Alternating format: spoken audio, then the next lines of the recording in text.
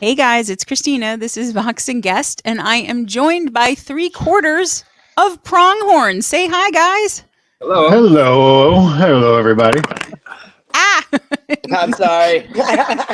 Oh, I love that view. That's a I great know view. Nima is just that was very metal. Actually, you just had like knives and I want it, scissors. yeah, and I want the knives back. Just carry them around the whole time. That's it. We're we're starting off Okay. strong. There you go. You've just endeared yourself more to the metal community, but. So yeah, so why don't you guys introduce yourselves quickly, tell everybody what you do in the band, and then we can get going.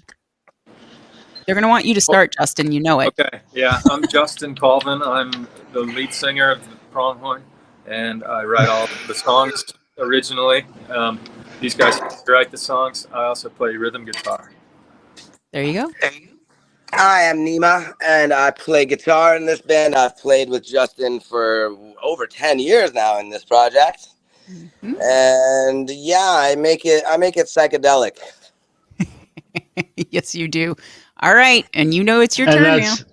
Yeah, I'm Rufus. I play the bass in the Pronghorn.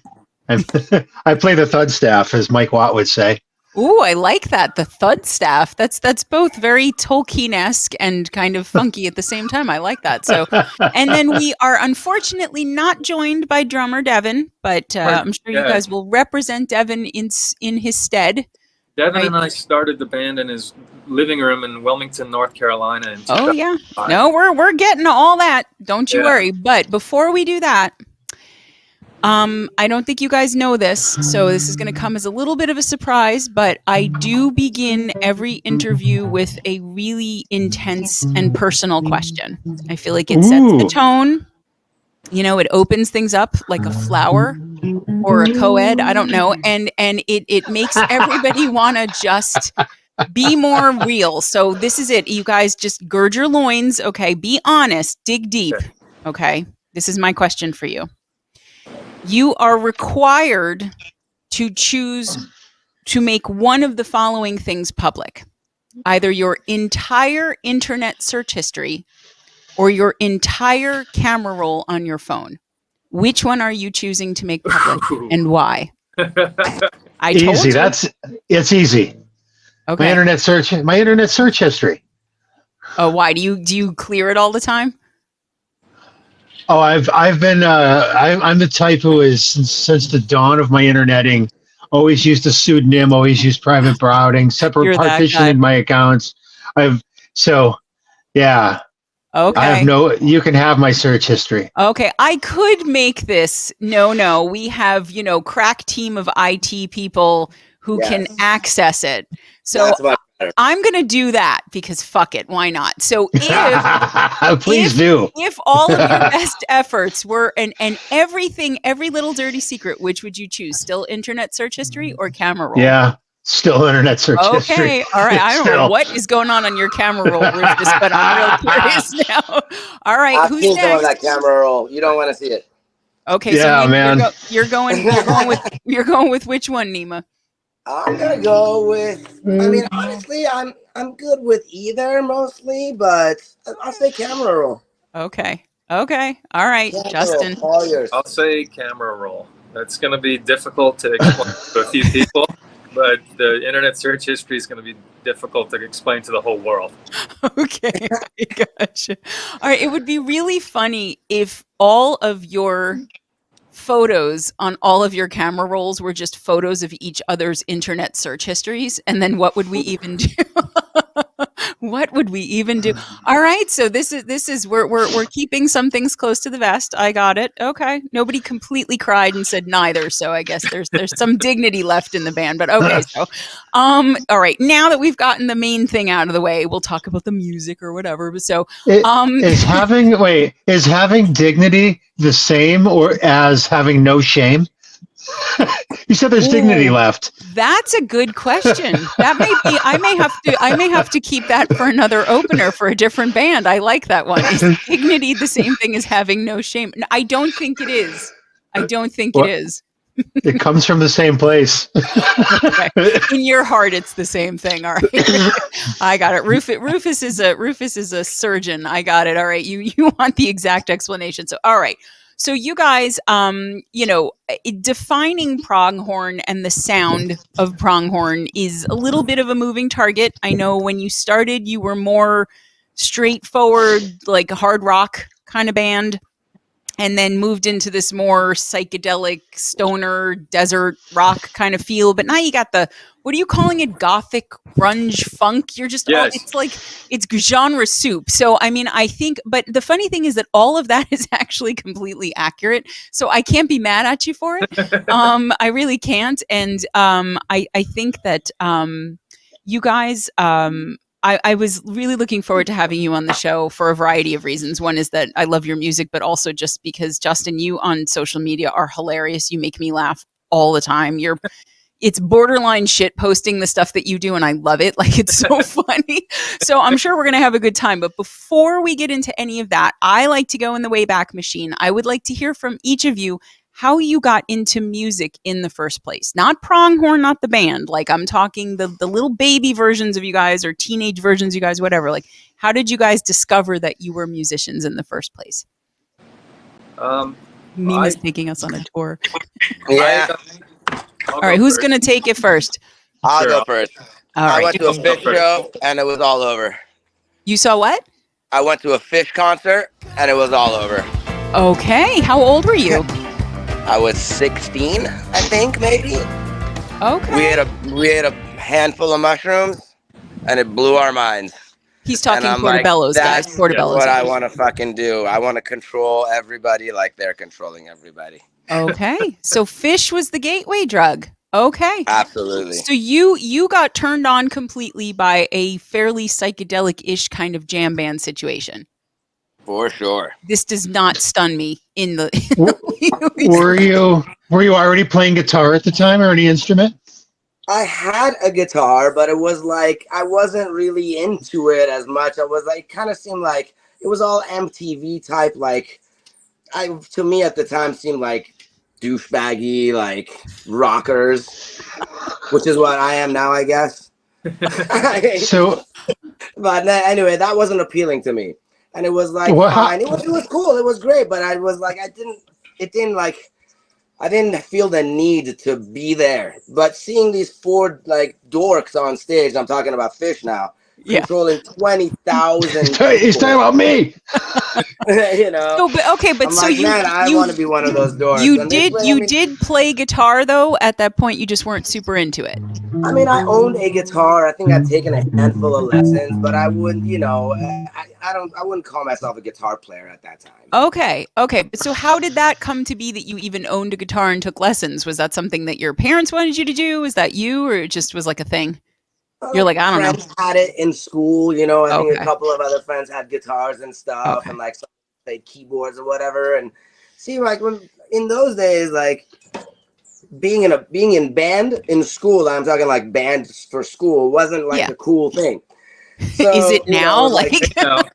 Yeah, I think it's more now. I don't think they get at least. I don't think they're the. I don't know. I wouldn't know. I don't know about that. I don't think Band Geek is the panty peeler you think it is at this point either. I think it's pretty. I was a band geek, and I know that we were not cool then, and I don't think it's cool now. I think when you're in the rock band or whatever, that like the sort of disaffected, extra band director has on the side or whatever, like that thing, because that's in every single high school ever. Like, that's cooler. Band, not so sure. Everybody should still do it though, kids. Do band, kids. But okay, so you had a guitar, you were not in love, but Fish changed everything. Yeah, I mean, after that show, I was like, holy! And they make their sound is so unique. It's not like you leave that show and you've heard. I mean, I heard sounds that I don't think I'd ever heard at that point in my life, and I'm like, what the fuck are these guys? How is this even happening with these four people? So I had to go to school. I had to go to like music school to be able to like even try and get my head around it. Those guys are ridiculous musicians. Okay, so Fish it is. All right, who's next? Rufus. I had a question for Nima on that. Sure, unless you want to keep the roundtable moving. Well, yeah, Go for it. So if you weren't into playing guitar yet, what brought you to the Fish show? Just so my friend's older sister was, she told us one day, she's like, hey, there's this band coming around. She knew that we were already like smoking pot and stuff. And she's like, you guys should go see the show. She was like, again, maybe 3 or 4 years older than us. She's like, you guys are going to love this show. You should go to the show. So we all like, and I'm talking like 10 or 15 of us. So it was women and drugs. That's what got took her him word to for it. And See, we all That's what does we everything. still see each other at Fish shows. We're like, we'll be across the world. We'll run into each other still. And we're like, hey, man, what's up? Maybe not across the world, across the country. We don't go to Fish tours across the world. Yeah. Okay. Yeah. All right. So women and drugs and probably some sort of vehicle brought you to the Fish show, and then that changed your whole life. Okay. All right. Rufus, Rufus, talk to me. What about you? I mean, I don't know that I remember like a turning point. I think I since I was little, always I was born in the 70s. I remember in kindergarten figuring how I would have dressed myself as ripped jeans and a leather jacket, and that was kind of verboten in the little country hamlet. I just always that was the aesthetic, that was the vibe, that was what cool was always cool to me. Yeah. I think since it wasn't really allowed for a little kid I was generally you're supposed to be in Garanimals at that point, I think, when you're 5. Yeah. So it automatically made me want it more. You're a rebel, right? You're a rebel. I was surrounded by I had uncles who were in the Hells Angels, and we had people who built their own cars, and I used to go to. It was so the culture, I think, was always there with the periphery, but with my mom and dad were like kind of the straight laced of their families. Okay. So I always wanted that. So music, we'll get closer to music.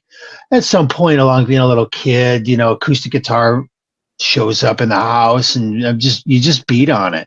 The music around me was not really what I was into, but it was all I knew. I was raised on country music, Okay. and AM 70s, and what's now called yacht rock, and I was listening to like a John Ford Coley and Air Supply and stuff when I was in your little leather jacket and your jeans. Well, that's what I wanted to, but I listened to my mom's records, man, and my dad was a sailor, and we were just my mom and I, and like small military housing and on the edge of off base, and we had that.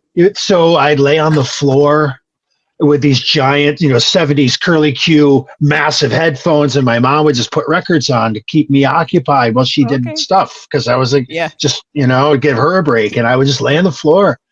And you could remember the record players where you could stack multiple on a thing, and you'd play a side, and the next one would drop, and you'd play that record. And the next, okay. So that was you. So I was just raised on my mother's music, and fall asleep with headphones on. Okay. And I think, discovering punk rock was the point that really charged me to want to play music. Okay. Was then because I was kind of, I was always an outsider, not by choice. When I was a kid, I was kind of the little girls would pick on me. I was tough. Elementary school was tough for me. Aww. And elementary school and middle school suck. Let's just call it what it is. They're brutal. It's brutal. Middle school, man. High school sucked too. Oh, I had high school dialed in. Okay. But middle school, man, by middle school, I discovered the Sex Pistols and Black Sabbath. Okay. So adjacent to Air Supply, but not quite the same thing. A little bit. I enjoyed music, and I knew all the Merle Haggard of the day. But when I heard, really, Black Sabbath and the Sex Pistols were the two things that just blew my lid. The early Sabbath albums, and that was it. Then it was like I must play guitar. Okay. That is not a bad way to get started. That's that is you've mentioned some favorites around here. But all right, Justin, what about you? I think my first effort to express myself musically was in second grade, and I went to St. James Catholic School wearing a bright red Michael Jackson jacket covered in zippers, and was thoroughly berated. I was gonna say that can't have gone well for you, my friend. No. You're 7 years old and you walk in like, and they're gonna be like, no. Thought it was so damn cool. I was like, yes, I finally have this, and let's go show it off. And that didn't go well. Aw. So I realized the only place I could wear that jacket was when I was on vacation in California. That's where people thought it was cool. That made me want to move to California. Okay. But, I ended up in the St. James Junior High Jazz Band as a saxophone player. Okay. And that, the regular band was not cool, but the jazz band was kind of cool. I got to play a lot of solos, and I got a tenor sax from New Orleans from a trip down there. And so I really kind of put a lot of time into saxophone. Okay. But when I was in 5th grade, my dad surprised me and got me tickets to a Whitesnake concert for my birthday. Whoa. Okay. So my first concert ever, I was 10 years old, and I went and saw Great White open for Whitesnake in 1987. That's ridiculous. That was my first I'm trying to hear you. port into like the rock concert life, and I was blown away by it. And then I didn't go to another concert until I was in high school, and my first concert in high school was Primus, and that was so weird. It was totally different, and I would say so. It had a really cool like multimedia show that went with the concert, and I was blown away by the weirdness of it. And I ended up seeing them over and over again in high school. Okay. And just started going to concerts constantly. I didn't learn how to play guitar until I was 21. Oh, okay. Okay. So, and what ultimately was that? Just sort of like, the sax is not panning out in the bands that I want to be in, kind of. Yeah, it wasn't the kind of music I wanted to play. Yeah. And then I took a guitar class in college because I thought it would be a blow-off class, and instead it was like one of my hardest classes. But they forced me to buy a guitar for the class, so I learned how to play it. And I think like the first time I played Wonderwall for a girl, I realized the power of it. It had to be Wonderwall, didn't it? It absolutely had to. I think you were legally required at that point when you had a guitar, and it was that time that you had to be on a grassy knoll somewhere just wooing some girl with Wonderwall. Always play a popular song like Wonderwall, so you don't have to sing or learn the words. Today is gonna be the day that they're gonna throw it back to you. By now you should somehow realize what you gotta do. And you've done it. You're the meme, Justin. That's you. Great. So it is a combination of sartorial choices and nice work. concerts, and for Nima at least some mushrooms and a chick. Yeah. So all right, so you guys found your way, and then I know that so you and Devin, Justin, were in Turno Slicko together, right? Yes. Okay. And so we started that band in 2002, back when I was in the Marine Corps, and that was sort of our like secret band that we used to fight the power, because our day jobs were so miserable. It was three Marine Corps officers and Devin. Okay. So we like my guitar player, bass player, and I. We were all roommates in Turner Slicko, and we just started playing in the garage band together, and then it kind of turned serious. And so we went through a couple of drummers, and then we found Devin. Yeah. And started playing in the Wilmington music scene. Right. And so then you guys, that broke up how long? That broke up in 2005. Right. Okay. Because the guys in Turner Slicko, we all got out of the Marine Corps we had a bunch of money saved up. So for like a year and a half, we just lived large and just played music. Okay. And it was cool. But then that kind of dried up and became reality. And yeah. So the other two guys went off and got serious jobs, and Devin and I kept playing music, and eventually Devin and I moved to LA in 2007. Right. And then you and Devin in Devin's living room decided to form Pronghorn, right? And was Jason? Yeah. Jason was there at the time. Yeah, my friend Jason Duff. Listen, Justin, sorry to interrupt, but why wasn't Devin playing with us like 10 years ago if he was in LA? That's because my brother Casey was the drummer back then. I know who was playing, but like Did Devin not want to play at that time? I didn't even know Devin was here for like 2 years. Oh, there we go. Okay, Yeah, we that kind of lost touch, but my brother was the one to revive the band back in like 2011. Okay. right. And my brother's been in his own rock bands,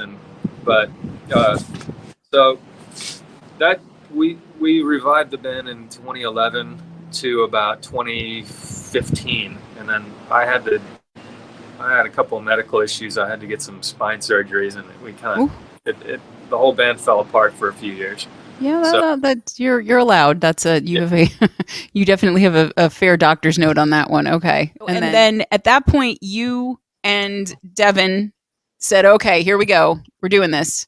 You had Jason, and then back in 2005, yeah, we decided we didn't want to stop playing music just because Right. Turner Slicka was over. But right, I got to play all the psychedelic music that my former band that wanted to be like Nirvana didn't want to play. So Turner Slicka was more of like almost a punk band, but it sounded a lot like Nirvana. And they turned down half of my music that I wrote. So that's no fun. That's no fun.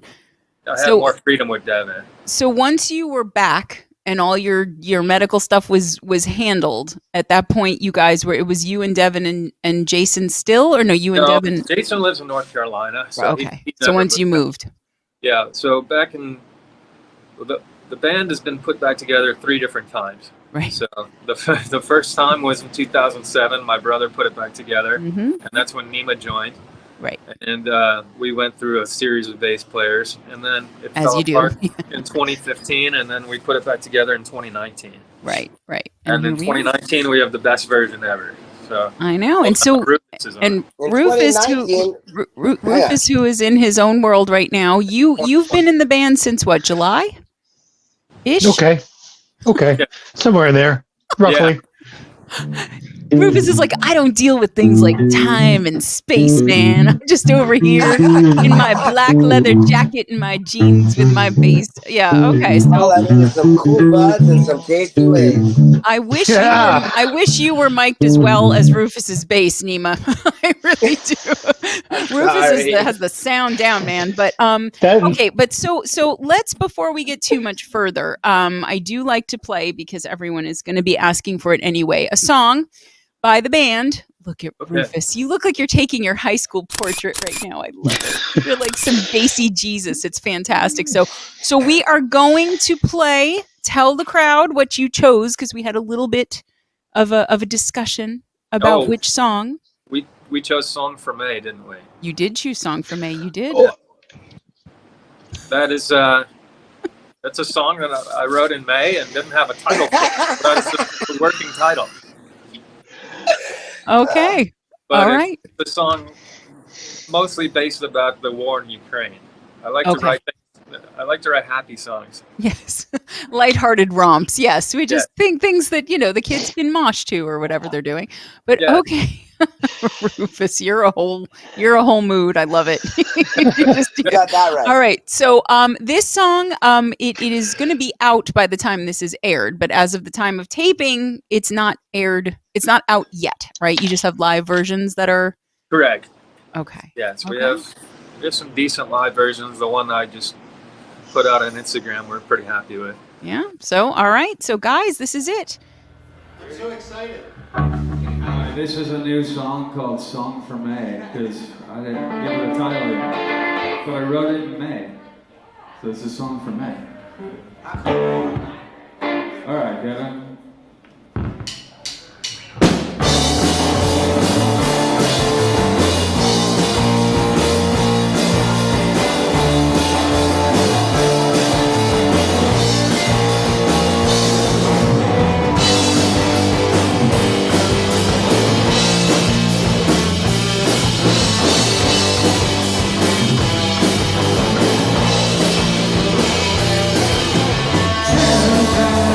Tell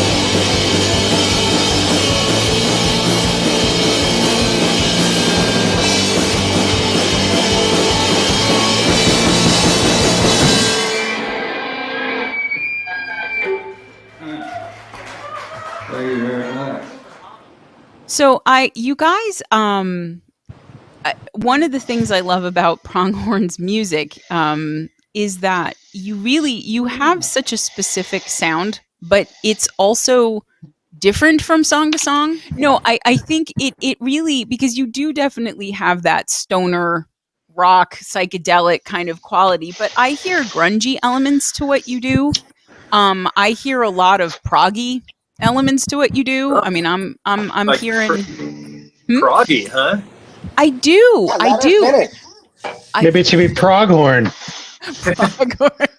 There you go. You just put the N in parentheses. You can make it look Yes. like an actual pronghorn. No, but I do, and I mean, I think that I imagine that you've heard before. I can't be the first person to say I hear things like Floyd or The Doors. Hell yeah, I'll take that. Yeah, I mean, but I'm also I'm hearing Cornell, I'm hearing Soundgarden, I'm hearing Alice in Chains, and obviously, I don't think it's just because of, Maggie McGill, but I think you guys how did you land on this sound in the first place? Because if it I mean, I know the band has gone through iterations of genre, like we said at the beginning, but I mean, was this just coming together? Nothing that you described in what you guys listened to, except for maybe you, Nima, is kind of at all like Right. what And you're doing.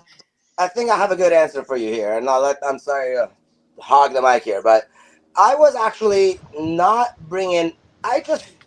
So for the most part, I was taking this project to me was like a rock project, and I was approaching it as a rock guitarist. Right. Just bringing my guitar and straight, no effects, nothing, plug in, little distortion, rock out, done. Mm-hmm. And then I want to say maybe a year and a half ago, I was, Justin always knew I had all these effect pedals and stuff. And I was like whining about how I never use it and stuff. And then Justin was like, dude, you got all these things, start bringing them out. Yeah. And he was right. I was like, you know what? Fuck it. Maybe it's not so well defined as we don't have to be just a rock band. Yeah. Maybe I can bleed some of my other influences into it. So at that point, I started bringing the whole effect board out, and I use a ton of effects. So in my opinion, I think that's when it shifted from purely rock to like, again, psychedelic little, there we go. And other aspects that, like you said, you're hearing yourself. Yeah, So I mean, personally, and I think that's it's a good point too, because I don't think that people necessarily always think so much about how much tone and effects and all of that really does influence the sound of a band. I mean, it sounds stupid to say, but you can take the same exact, chord structure and affect it completely differently, and you have a completely different genre feel. And that's 100%. So, yeah. So, I mean, I that's interesting. So that was kind of and that makes sense to me too, because if the underpinnings of what you guys are doing were more rock, and again, I don't know that you would agree about grunge. I mean, do you guys feel like there's a grunge element, or am I just completely? I agree with you that there's some. My favorite music in the world is 90s grunge. Okay, so there you go. So that I'd say Lane Staley is one of my favorite singers of all time. Oh yeah, we do cover. Who sings that Mad Season song? Mad Season, we play a Mad Season song. You do? Yeah, we play "Wake Up." I've heard it. No, and it's a great cover, and I mean, and I like that you're also not picking stuff that is what everybody else is picking too. You guys tend to do that with your covers. They're a little obscure enough that we might actually get away with it, and people think we wrote it. Oh, I like that. Okay, that's a good angle. Half the covers I hadn't even heard, to be honest with you. And I mean, I'd like to think of myself as well versed in music, but half the ones he brings in, I'm like, I've never heard it before in my life. Justin, you should just start being like, I wrote this one. we did that, as a matter of fact. A week ago today, we were playing in Long Beach at a really cool place called the Pike, and we played "Miss You" by the Stones, and I think we did. Justin did announce that he wrote that. Justin does like to say, I wrote this a long time ago. Yeah, which is which is great. Yes. I mean, that's a pretty big Stones song. Like, unless you're playing for a pretty young crowd, we're trying for the. That's actually probably my favorite Stones song. I'm not a huge fan of the Stones generally, but there's something about that one that I really do like. So, okay, so you got away with that shit, huh? Yeah. I actually thought you wrote. All right, guys, you heard it here. Pronghorn is revisionist history 101. They are going to tell people. I've been writing songs since '68. That's right. Yeah. Yes, I was -5 and I started writing this one. But okay. So that's one way to expand your catalog. I like it. You're like, I don't have to get licensing for this, man. I wrote it. Like, what the fuck? So okay. So I mean, public domain after a certain amount of years, doesn't it? Yeah, but I don't think we're there yet. It's not like happy birthday, you know. Yeah. Well, it's like a Sharon Osbourne kind of thing where you just can go back and erase people, insert who you want in the timeline. Ooh, we're some never Sharon playing Osbourne now because of that comment. Don't get Sharon. Yeah. Sharon will shut this whole show down. Exactly. Shout out to Bob Daisley. Watch out for Sharon. Look at this. Rufus is rebuilding the history, just recoloring it back in. All right. So okay. So you guys, you've settled, well, you haven't really settled into a sound, but you've aimed at more of a direction that was farther off from rock from where you started. And so talk to me then about the songwriting process with the band. Because I know, Justin, you're writing things, but I mean, in terms of instrumentation, is that more of you guys sit around, you jam, you come up with things, or how does that work? I usually come up with an idea in my head, and I'll start with a melody. Okay. And then my process is to basically hum the melody into my recording device, and then I write nonsense lyrics to go with the melody to try to come up with a structure. Okay, so you're starting with a vocal melody, not a guitar melody. Okay. Vocal melody, and then I'll write a basic riff on my guitar, and I'm a power chord master. Okay. So I'm not very, compared to Nima, I'm not a very good guitar player, but I can come up with basic riffs, and then I bring that to practice, and then these guys take it to a whole different technical level. Okay. So you come in with the bones. Yeah.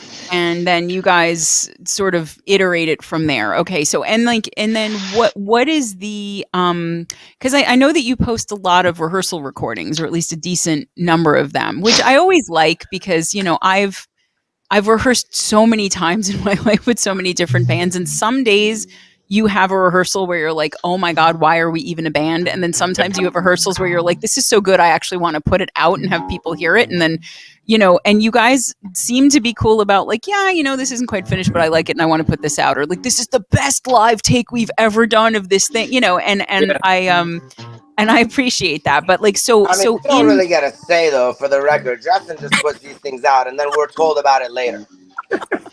It's not like a voting. All right, there's a lack of consent like, from most guys, of the we're band. putting this out, and I'm like, all right, what are you putting out? All right, shit.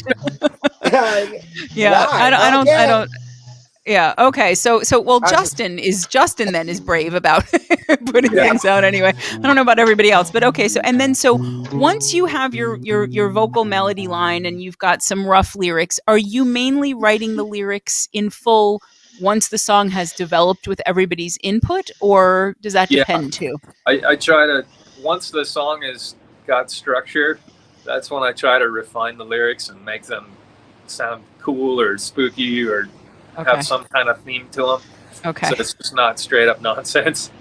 It's generally recommended. Yeah. Yes. So I've tried writing like some deep poem and then like making a song out of it later. That's like what Eddie Vedder does and Jim Morrison used to do. But you end up writing these really kind of lame songs because you're bending the music around the words instead of having a solid song to. Yeah, you know what? I'm not going to I don't know that I'm going to go ahead and say lame songs, but I have written poems and tried to retrofit them into songs, and I have written lyrics for songs, and it's definitely a different thing because most people are not sitting down to write a poem that's like, she loves you, yeah, yeah. You know, like nobody's writing that as a poem. Those are lyrics, right? But so I understand what you're saying. You know, you end up with like the Iliad, but like set to, you know, punk rock music or whatever. So it's a little bit weird. But I think you guys then will, how long generally does it take to feel like you've got a song finished then? Like from the time that you come with an idea to when you're actually playing it out or, you know, even going into the studio with it?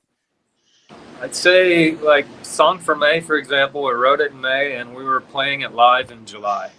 Well, there you go. So I wasn't there in May. I think if you count from when I first heard the song, and it, you know, and it was a really nebulous. Not, I don't think you really worked on it much, you guys, before I got there, right? Rufus helped us with the structure in the middle of the song. I think I seemed like when that thing came around, it was pretty quick to like, hey, we got through it in rehearsal. Let's play it in front of somebody. That was fast. Yeah, Okay. that was fast. Okay. Some But of I them mean, are like, like that, others aren't. There's like, okay. There's some that we're still trying used to to be like Justin used to write a song every month, so he's way behind. He's got to get to work. But there was an August song that we started working on that just kind of is now that has not been worked on for a long time. So I think Okay. each song kind of has its own vibe and feel. Some are just like we play it, we're like this is good enough. Others were like, you know, we gotta put some work into this thing. Right. And nonetheless, those songs still develop too. I mean, I don't think we're Well, afraid to like alter songs after. Like we no, added the fake and ending I've to heard Acetone. exactly. No, and like that's the thing in listening through to what you guys have out. I mean, you know, you have a lot of stuff out in different places, but you know, going through, you know, like where you have Empty Vault and Acetone and running, like, I mean, I think what I'm hearing is that even when a song is done, when you play it live, it's going to be different sometimes. Sometimes not. Yeah. Usually there's a similar thread through. You're not completely rewriting it, rearranging it. But like a band will do when you play live, you're not going to slavishly be note for note from what you wrote. Thank you. Yes. Very welcome. Nima says that unless I'm paying him thousands of dollars, I cannot cut his solos off. He has free reign to go. You're going to say that to the guy who wrote Miss You? You're going to say that to that?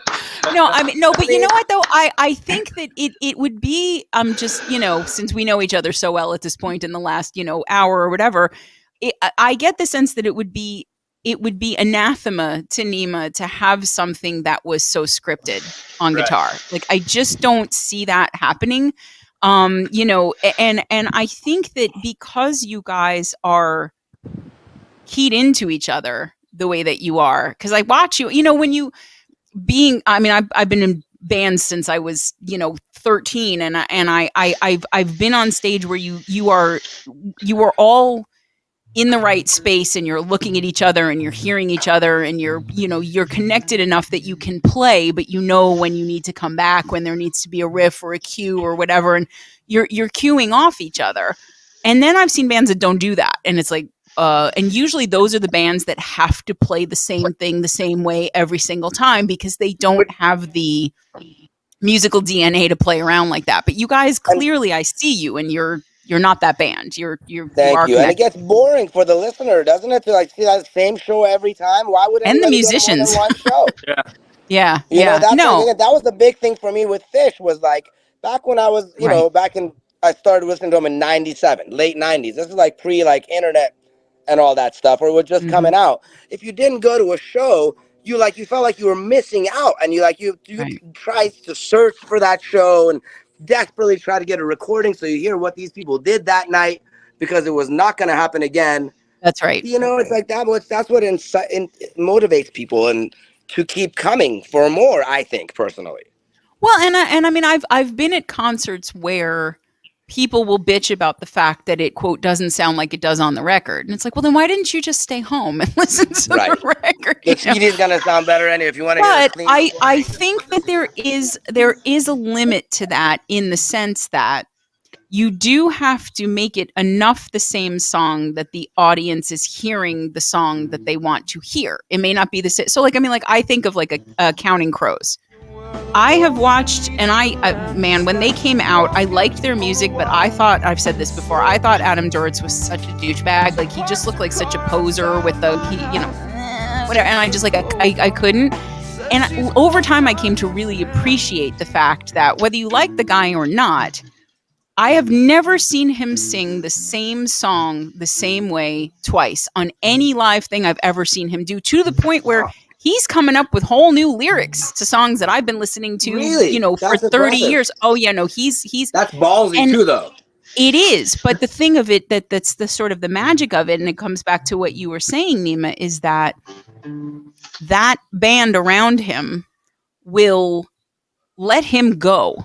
Like Round Here by Counting Crows is one of my favorite songs of all time. And I've seen versions of that are like, the song's like 10 minutes long because he's sitting there and he's just off the top of his head coming up with brand new lyrics. And the band is playing around him. They're listening, they're adjusting, they're adding, they're extending, they're doing what they need to do. And then they can hear when he's about to go back into, okay, guys, now we need to go to the chorus. And they're there. And right. At least for me as a musician, I get off on that so hard because you can't do that unless not only is everybody talented, but everybody knows each other and trusts each other enough as musicians and as a unit, as a band, to be able to pull that off. Because that could be a complete fucking disaster if you're not doing any of that. And so I think because you guys have that freedom, and especially, playing together for 10 years, Justin and Nima, you two, like, that's a lot. I mean, that is no joke. He knows, for the most part, he knows what I'm going to do. Yeah. There's good intrinsic communication. We just need to glance at each other at this point. Exactly. So, but Rufus, as the relative new guy coming into that, how do you feel about that level of spontaneity and variety? And you don't seem like somebody who likes to do the same thing all the time based on our brief acquaintance here so far. So I imagine it's good, but is that hard to step into, or? No, that aspect is pretty easy. Okay. I've got my own improvisational experience, which it overlays, it fits in. That aspect doesn't bother me. Okay. And on the other hand, my role's a little different. Nima's job is to be supersonic. For most songs, there's already a rhythm guitar for most songs. So Nima's job is to be atmospheric anyway. Right. So, I mean, that kind of, no matter what the jam vibe, the improv vibe, the elasticity, maybe it may be, being the bass player of the group, my approach isn't necessarily that aspect. Right. You're a grounding force. You and Devin have to be holding it all together. That's I completely. Yeah. Can I take back a little bit? But there are times where Rufus does hear me play that weird note, and he does give me that look, and he does go out. So, I know he can, and maybe, it's based, it's grounded, if that's the word we're looking for. But I can communicate with Rufus, and maybe that's because I've known Rufus for a few years. We do. Now. Maybe we haven't played together, but I've known him as a friend. So maybe that's why that comes about. But there's definitely moments where I'm playing some off note, if you would, and Rufus hears it. Right. Well, but just to be very clear, when I say grounding, I don't mean limited or parochial or boring, because I hear what you're doing on the bass, and you're all over the place in the best possible way. Bass can be steady, or it can be moving and slinky and all over the place, and it does what it needs to do. But I'm not hearing anything that's rootiness in the bass or the drums for that matter. But to the degree that, as you said, lead guitar, especially when there's a rhythm guitar, keeping everything on point there, he can go off and be stratospheric and experimental, and he can do all these things. There are degrees, I think, of freedom to do that with each instrument, unless you're doing a solo or something like that, where you can't, drums and bass can't go so far afield that the song is just completely fallen off a cliff. That doesn't mean you can't have a great fucking time doing what you're doing. But we're cursing in front of the children again. But so in terms of Devin, when does Devin come in on all of this? Like when you, Justin, have a melody line, do you also, I assume, then have a sense of tempo and rhythm and, where you want it to land in terms of time signature, all of that? Or is it kind of like, I don't know if this is going to be up tempo or mid tempo, or let's just try it on and see how it rolls? Because, the drummer does have a lot to do with the identity of the song once it's being written too. So. Yeah, and I like to default to the swing beat a lot of times. Like, just give it a cool swing beat. He's like, again? I'm like, yes, again. Damn it. But Devin definitely has a lot of the times, well, like half of the songs we wrote together, just one-on-one with Devin and me. So he's the master of the changes, and he's the one that keeps us. I don't want to say he's the one that keeps us in time. That's the dumbest thing you can say about the drummer. Well, but it's not a given for all drummers, which is sort of sad. Well, I found Justin to be very receptive to suggestions and stuff. He has a good out of the gate feel, but he's can subtly I think what Justin's saying thinks what he's saying about keeping time, like he'll cue a change in a way. It's not just about keeping the beat, even if we're extending a section or something. Justin or Devin has a way of signaling and cueing and letting you know that something's about to come, and didn't go by and like, he's good about that. The key is about to change by the way the drums are changing. And that's something I think that, most of all comes with time, time playing together, because you do start to, even if somebody is endlessly creative, they will have tells like that, where you can either, I played with guys where they'll set up a certain way, or they'll sling their bass or their guitar down in a particular way when they're about to launch into something. And like, even subconsciously my brain goes, oh, okay, lay back here because something's about to happen. So that's again, down to chemistry and connection. But to get more specifically into the songs, at least the ones that you have on Spotify, because you are, and I don't mean this in a bad way, but you are all over the place, literally on social media. You're on Apple and Here Now and Instagram and all this other stuff and Facebook. But the 6 or whatever that you have on Spotify right now. So Luxury Vice, that was the most recent, right? That was like September-ish that you put out. And that's a live version, which was cool to hear. A live version. Rufus on that. That's our previous bass player who we had an HR issue with. Okay. Very diplomatic. I like the way you put that. An HR issue. Yes. It was down to, he was microwaving fish in the rehearsal room and he had to go. So, okay. So, touch me in weird spaces that I didn't like it. Okay. Well, there you go. Neema's like, I'm going to just fucking say it. So, all right. So this is pre-Rufus. No, I do like it though. He wasn't touching me enough, maybe was the problem. Well, that does sound like an HR issue. You're right. But okay. So HR definitely needed to get involved. Yes. Okay. So then talk to me about, the decision to put a live version and that live version specifically out, because, I'm trying to keep Spotify fed happy with material. Yeah. And so if we get a magic take on something and I think it's good enough, I like to put it out. Yeah. And I'll say that it's live if it is. Like Maggie McGill, we recorded that. That was our second time playing it ever together. And we just happened to hit it perfectly. Okay. And you guys thought I was crazy. I'm like, I want to publish this. They're like, what? And I had to overdub the vocals because they were muted. Okay. So it's technically a studio version because I've got tracked vocals on it. But if we have something that's good enough and we have a magic take, then I like to put it out. Yeah, why not? No, but so that, that is that song has a lot of swag to it. Luxury Vice, it really does. I don't know what I don't really care about genre and defining genre. One of the phrases that I end up using a lot on this show is genre promiscuous, when bands will just sort of, move around and they're not wedded to any one thing. But that's pretty funky. It's kind of alt rocky. There's definitely some grungy stuff going on there. HR issue aside, I love the bass line in that take. Thanks. At least, I wrote very. And I instructed him exactly what to play. No, and and made it even better song.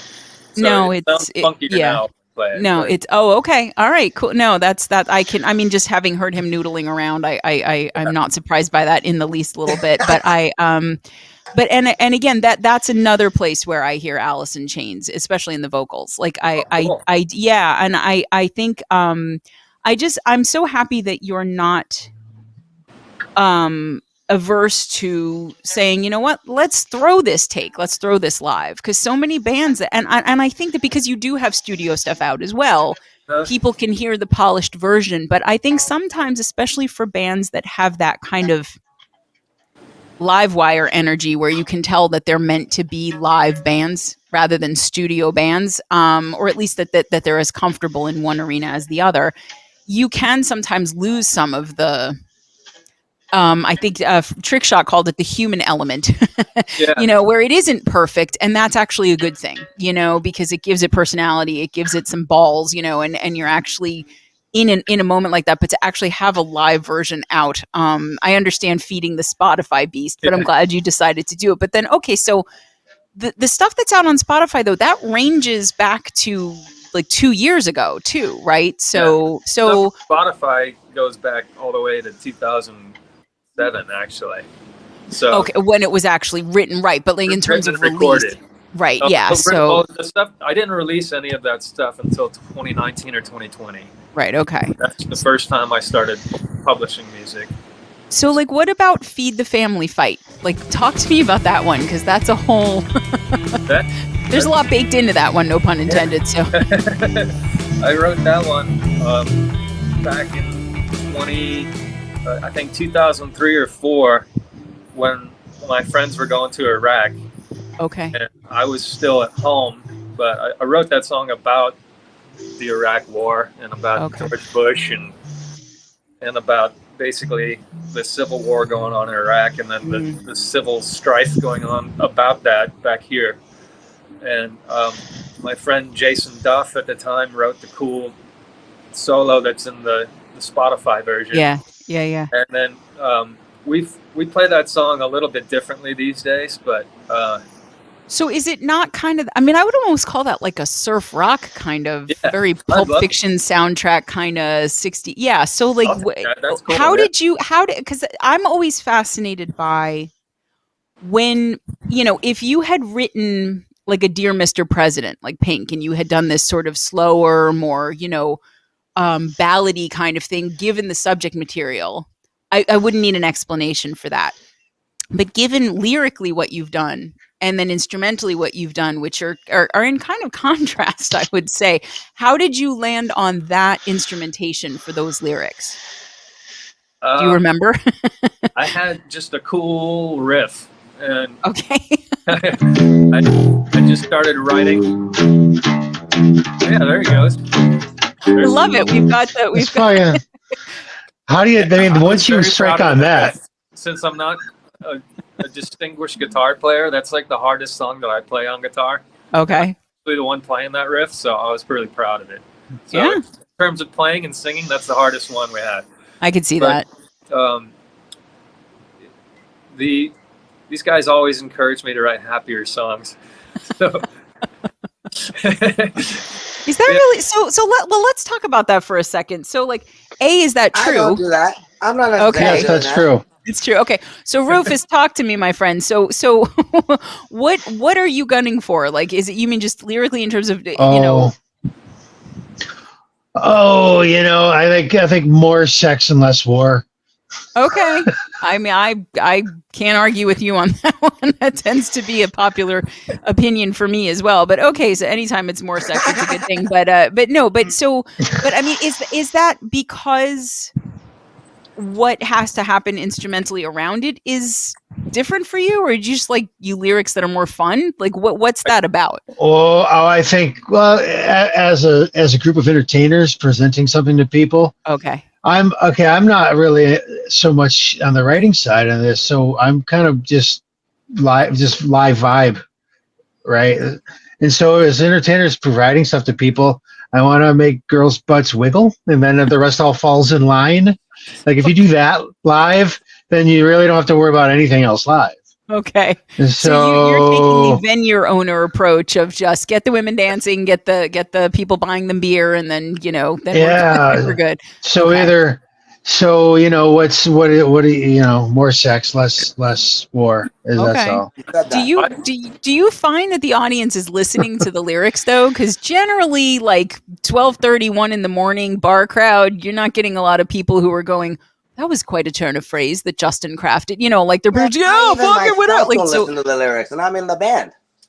Okay. But you're gonna, like. Nima, is your ass wiggling though? This is what Rufus wants to know. Have you Are you seen me wiggly? play live? I Nima's am got And I nothing don't. but wiggle. I'm all wiggle. he likes to jump up and down and shake his hair around too. He makes It's true. You are 100% wiggle. Okay, so Rufus, then we've got Nima wiggling. Is that not enough for you? Well, that surely should be enough for anybody. But HR approves of that answer. There you go. Okay. definitely But, not allowed to describe the songs in between song takes. Like I'm not allowed to talk about what the songs are about anymore. 'Cause I don't mind that. Actually. I like the band. I like banter in the middle, and the That's more because you inane, the weren't better. in the It's like, stand, this like is one not of the behind the shows where music. everybody was just cringing before every interview. I mean, every introduction. Yeah. He's All like, the this patter song I was- wrote about my friend who killed himself. This song I wrote about me doing a bunch of Oxycontin, and it's just, I mean, like no one wants to hear this. Oh, Jesus. Nima. Now, if the song material is more about, hey, this is the girl who liked to play dress up that I used to knock boots with, then you can have the banter in the middle. And the other thing is, if you're playing and your subject matter is got some grit and sweat and blood and piss on it, that in a fun way, then you're gonna jostle and sway a little differently. You're not gonna. You're not. So I don't know. I've also Okay. got. I spent 10 years in the Marine Corps and I deployed twice, so I have a lot of subject matter that I wanted to get out, but Well, yeah. it needs to evolve and get happier these days. Well, I mean, I think it's an interesting question because, whenever we, are looking at set lists or anything like that, the idea is kind of, and again, largely as a cover band at this point, like, we have sort of three guiding lights. One is, can we do it and do it well? The other one is like, do people want to actually fucking hear it? And then do we like it? Right. And so, Yeah. and it's really in that order, and there is a degree of that, I think, in originals bands as well, where, there are musicians playing and writing for themselves. And that guy who's in the back, always this guy, and then no matter what you do, you're not going to please that guy. And then, and then there's the audience in the middle where it's like, okay, do we write what we want to write for us? Do we play what we want to play for us and then hope that the audience enjoys it? Or do we not pander, but do we adjust what we're doing for the people that we're going to be playing for? And it sounds like with you guys, you're sort of doing all of it at the same time. Yeah. But it sounds like as long as Justin doesn't tell people what the songs are about, maybe it's okay. That's what I really like is like the Rick good rule Rubin. of thumb. I heard talking about this, and he said you should write and play music that you think you would like to listen to yourself. This is straight out of Rick's mouth, and the guy knows what he's doing. I think most of us can agree with that. I think we can agree on that. Yeah. So I mean I love that attitude, and it's like if you're doing that, I think whether or not you quote unquote make it, at least you feel genuine and you're having a good time. Well, and I think and I think the other element of that too is that we've seen what happens to music when, like with movies, you write a movie, it's a great movie, everybody loves it. And then it does incredibly well. And what happens? They do 6 sequels to it, each of which suck progressively more. And it's ruined the whole thing, right? And so when people say, oh, okay, here's a song that did really well. And for a while, T-Pain was on every fucking song that came out. It was like, he was in church choirs. He was, singing. He was everywhere. And it was like, that's because people want to hear T-Pain sound like he's a robot, And then that was the thing. Master right that's there. it. That's and right. it and the thing is, like, and I always think it's so funny because that dude can actually sing, but like, without the auto tune. But it's when people are trying to use the formula, Right. the music tends to be generic, and it's always aping something that was new and original and risk taking in the first place, right? That's why Right. people liked it.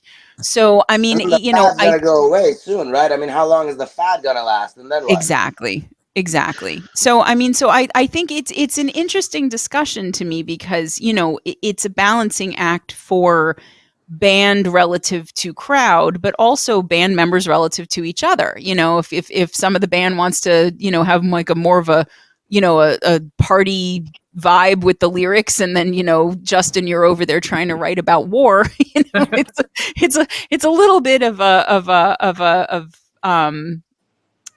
well, I was going to say, like, there could be tension, but you guys seem to be able to hold all of those ideas together and then compromise, which is, I think that's great, good. though, isn't it? Like when someone's like singing about something really sad, and then the music is really happy. There's a lot of that out there, and like I think it works great. I agree. Like Luxury Vice is like, that's a song you can dance to. Right. Back to You is about. I don't want to. Hey, what's it about? What it's about. But Back to You, the subject matter isn't exactly very happy, right? No, but that is my favorite song on Spotify. Back to You. That's a very happy, like, funky instrumentation. fucking shaft. Move your like ass. A dance party song. Absolutely. That is, you put that song on, and as soon as that drops at a party, everybody's moving like 100%. And if you're not paying attention, listen to those lyrics, though. What's he that's it. about? If you're not paying attention to the lyrics, you're okay.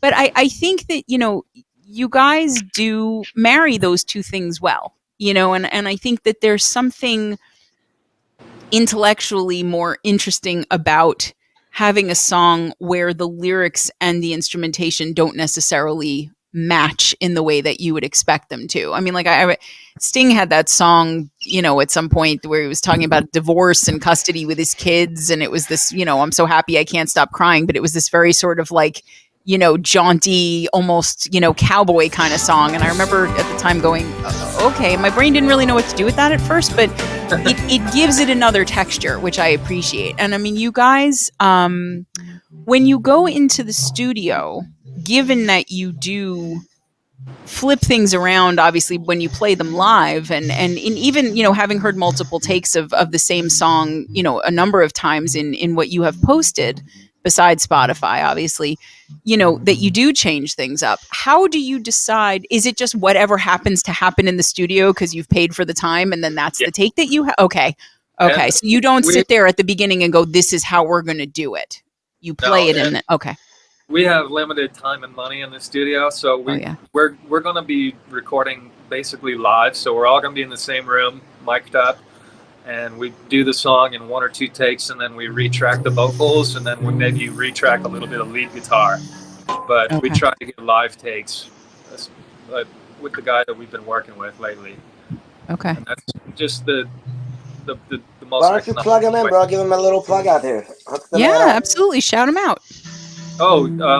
Luigi Torres at Oogie Boogie Studios. Yeah, Oogie Boogie, that's right. where we recorded Back to You.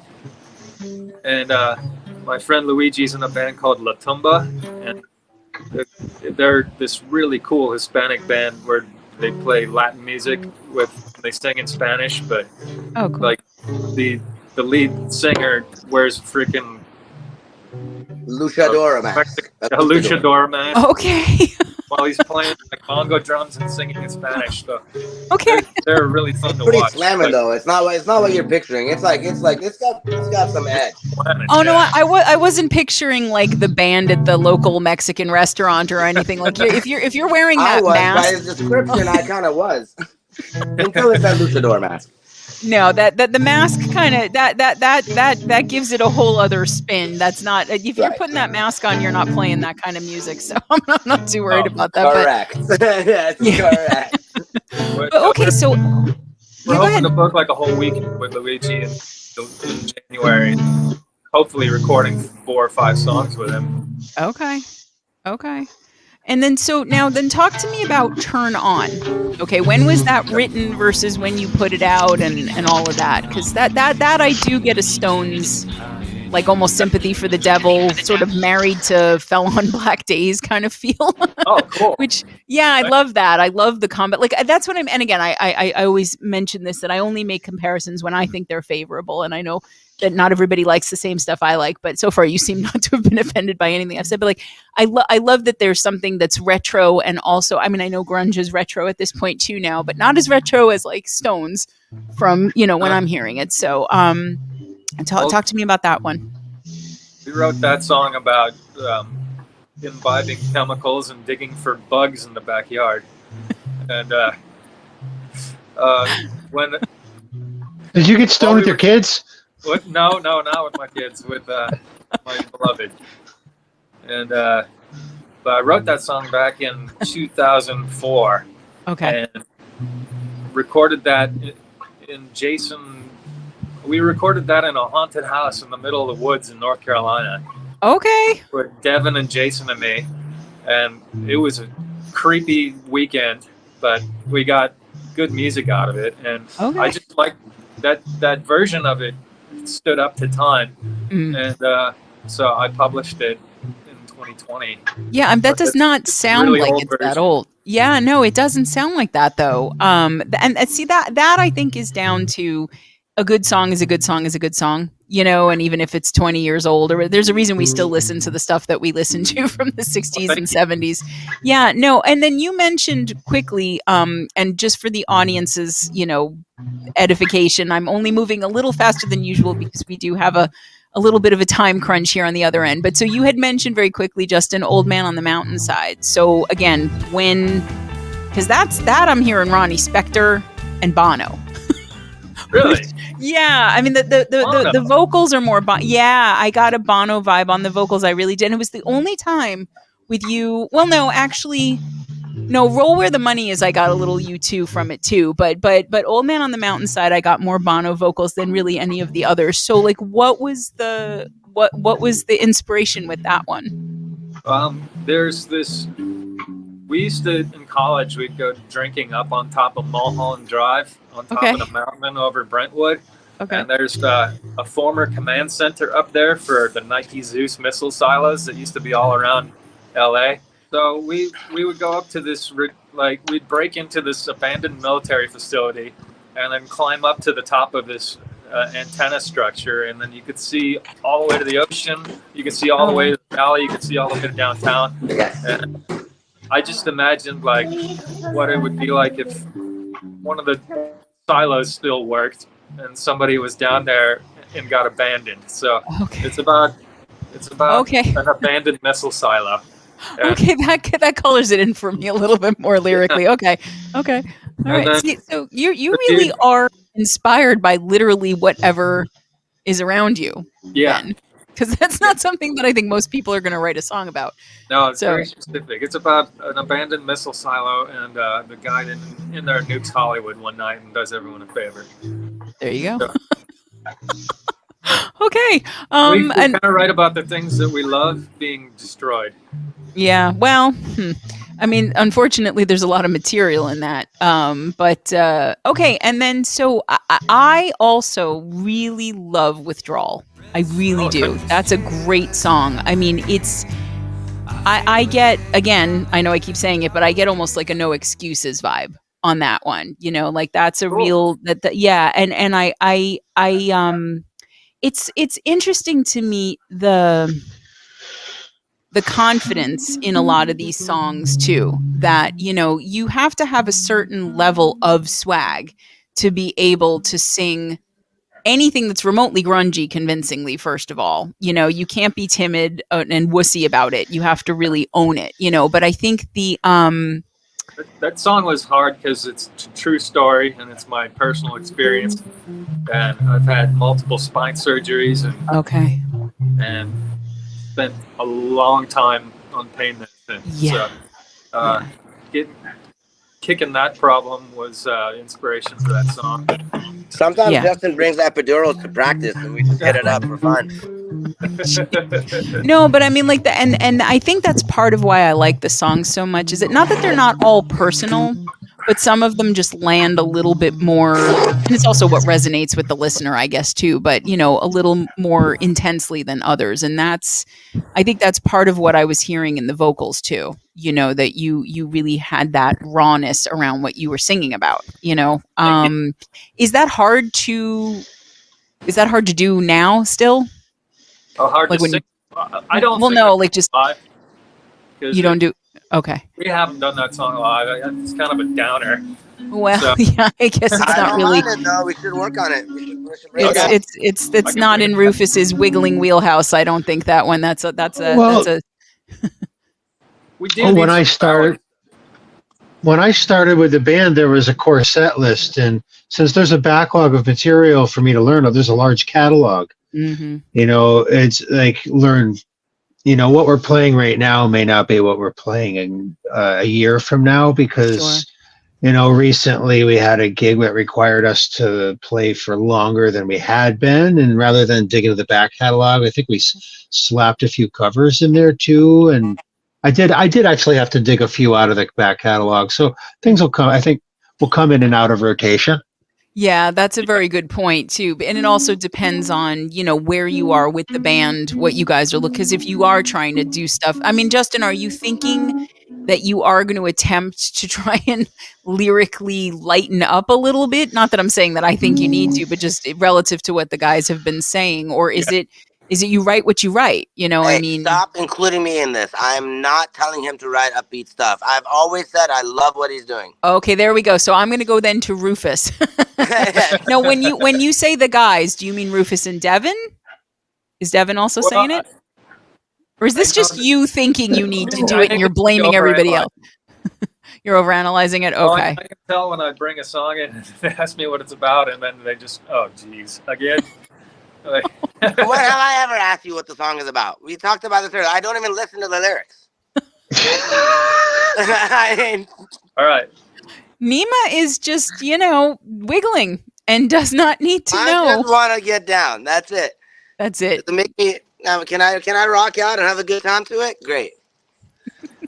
Well, it hasn't seemed to stop anybody yet. I mean, you guys are, but Rufus, you make a good point though, that given, the number of songs that are involved here and the fact that you guys are still working on new things all the time, what you play, what you focus on, and then when you're going into the studio, in January, do you have, are there any new songs that we don't know at all that you're going to be working on there, or is it mostly re-recording things that you've done live? Or it's going to be re-recording things we've done live. I think we're going to do Acetone, Empty Vault, Running Strange, Song for May, Luxury Vice.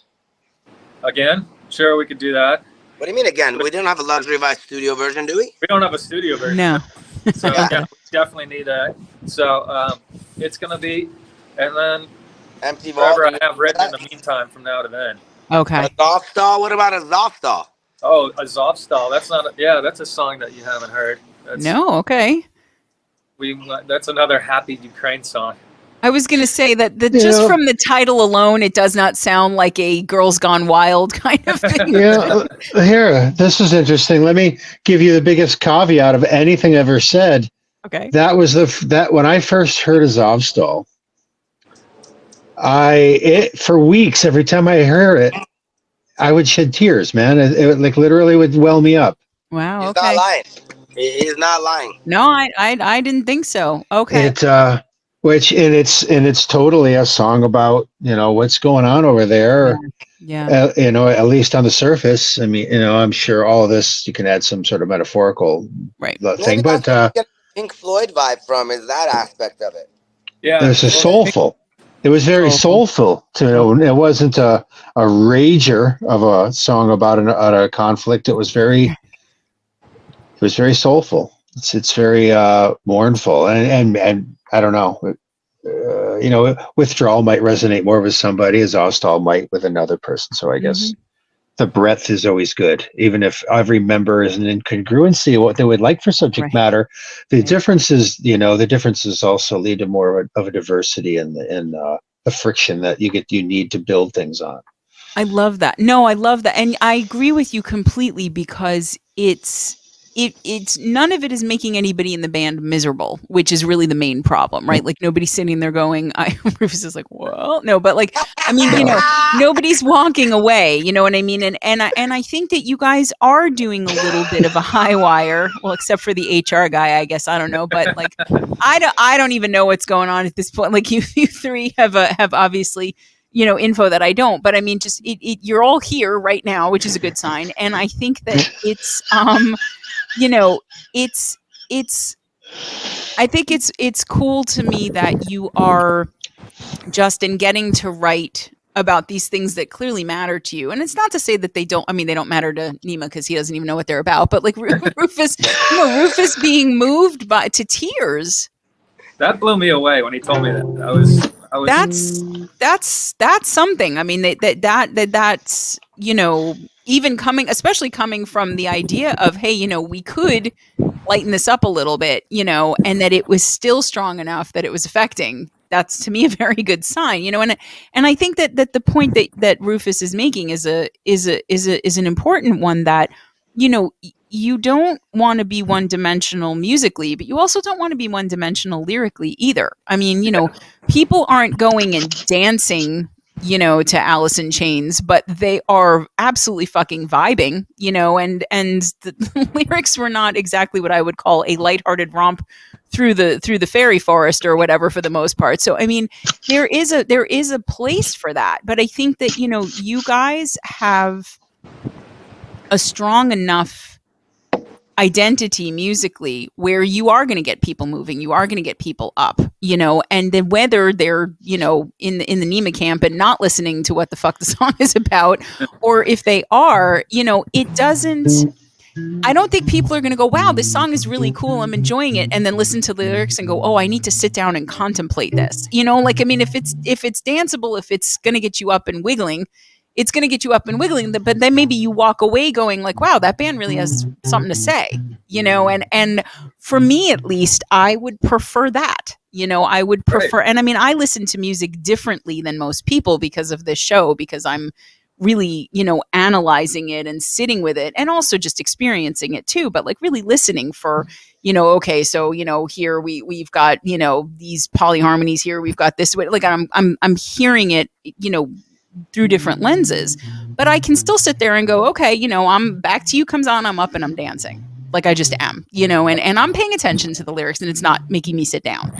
So I think that, it sounds like as you guys move forward, you're going to sort of land where you land. And then there are going to be songs like this new one that are not lighthearted and that are more serious, and that's just fine, and that does what it's meant to do. And look, I mean, you go out to watch a band, and I mean, I've been in that situation before where, everybody's up, everybody's dancing, and then you bring out a song that you love, and that's when people go pee, get a smoke, get a drink, like you almost kind of need those, and then everybody comes back. There's a limit to how much you can be out there, without a break. So I don't know. I as somebody who's listening to it at home, so to speak, I have a different take on it. And I think that, given the community that we're part of, Justin, especially you, being the one on social media, there's a huge market for that too. It's just they're not the ones going to your live shows. So yeah, I know. That makes it a little trickier. So, but, our friends on Facebook are on the East Coast,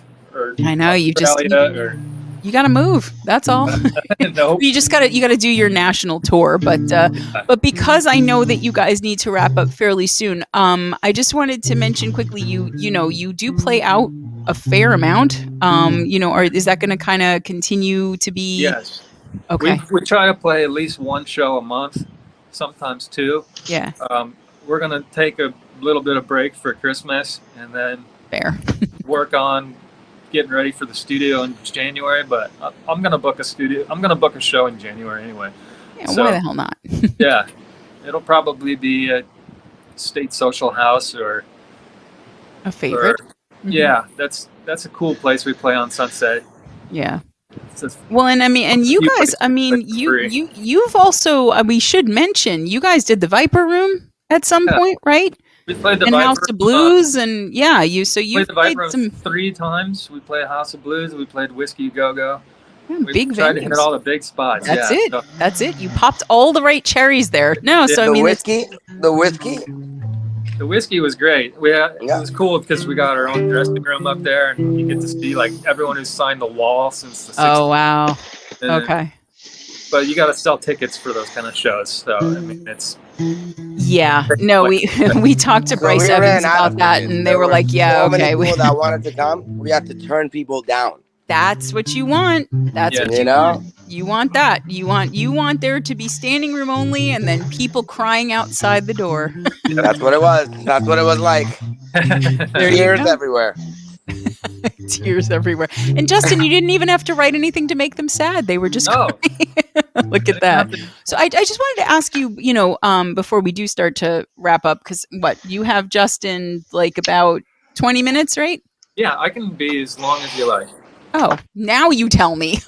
I'm enjoying this, and I will stick around. Oh, okay. So this was like when you have a date and you tell Yes. your friend to like call you and be like, oh, hey, and then you can either stay or go. So now I've earned the time. Okay, well, now we've blown through everything. But all right, so I did want to ask you, because obviously we talked about it a little bit, but in terms of not only influences, but what do you guys listen to? What did you listen to? What do you listen to? What kind of music besides your own turns you on in general? Whoever wants to take it first. Radiohead, Wilco, and Fish. Those are my top three. Radiohead, Those are my top three. Wilco, and Fish. Okay. Those are my top three. All right. So I listen to everything though. I listen to Tool. I listen to, Johnny Cash. I mean, it's like I'm all over the place. But top three are Radiohead, Fish, and Wilco. Okay. So I mean, besides just the fact that they're good bands, like what about those specifically? Because I know we know Fish.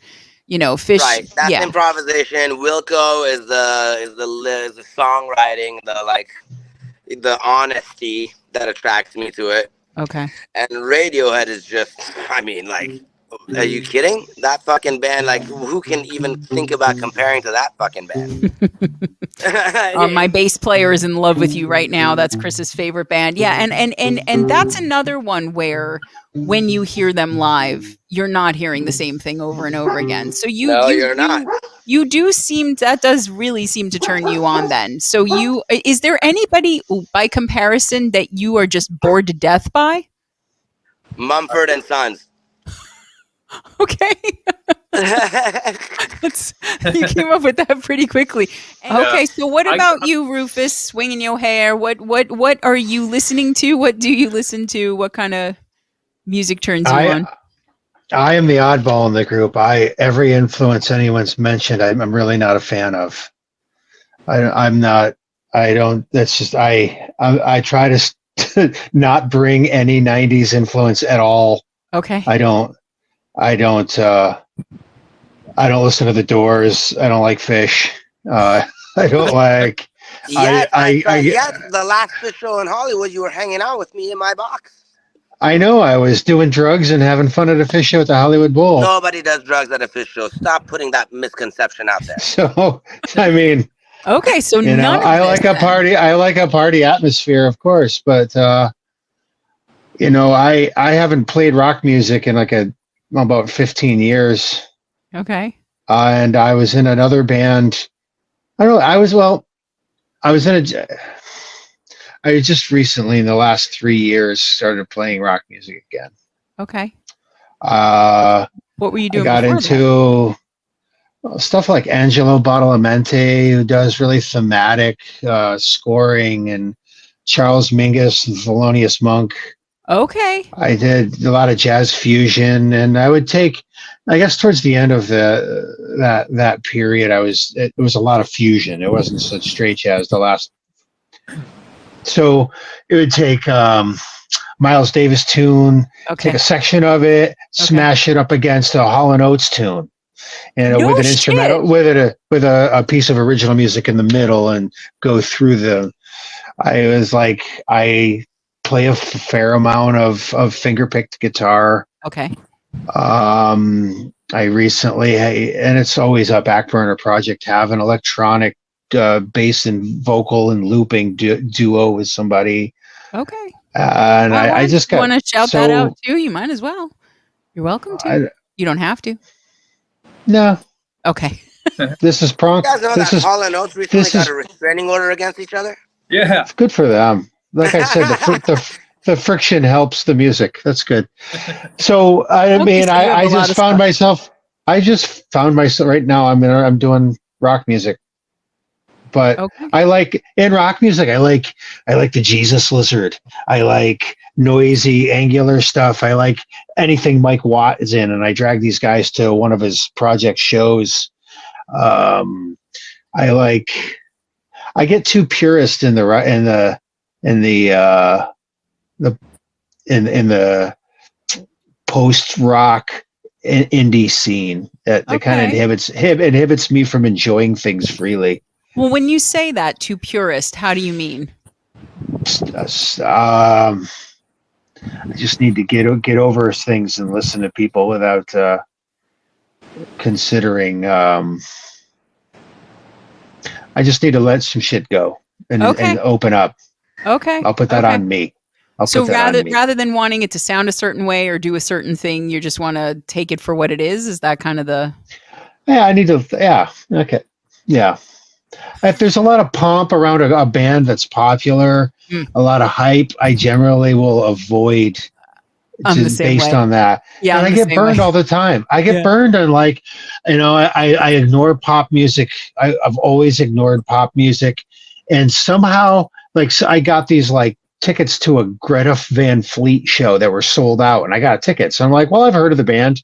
And I'm like, okay, I'll show up. And I show up like, this is why I don't go to shit like this.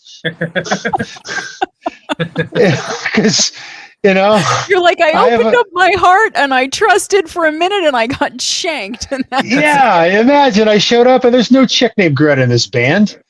And there's just a bunch of little boys thinking they're in a 70s band. oh, I was no. like, this is stupid. This is stupid.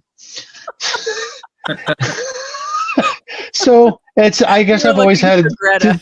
That's great. I genuinely, oh boy. because I hate to I break it to you, dude. generally, If you get tickets to a Florence and the Machine show, don't be looking there's for the no machine. there's no machine. There's no There's machine. a Florence, but there's no machine. There's not like a robot that comes out on stage and does backing harmonies or whatever. But yeah, okay. So I'm always anti. It's less would have said I'm the anti-pop. Okay. So That's a Primus but album. I'm hearing a lot of what you don't like. I heard some jazz. I heard a lot of fusion. So are there even people that I probably wouldn't even know, or things that you really do like, or are you more about synthesizing across Hall and Oates and Miles Davis, which I want to hear now, like that? I don't know. I mean, I like old Billy Joel, and I like I like the Breeders. I like. Okay. I like the first two Burning Brides albums, but not anything later. And I loved Cake, who eventually became popular. Okay.